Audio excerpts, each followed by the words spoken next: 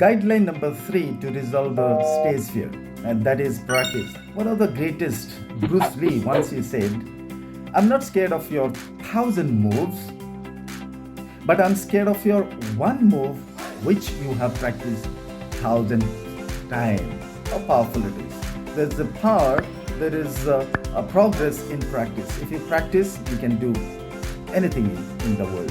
So how will you practice? Set a time of the day and practice speaking. Okay? So do not postpone your practice session. Maintain the consistency.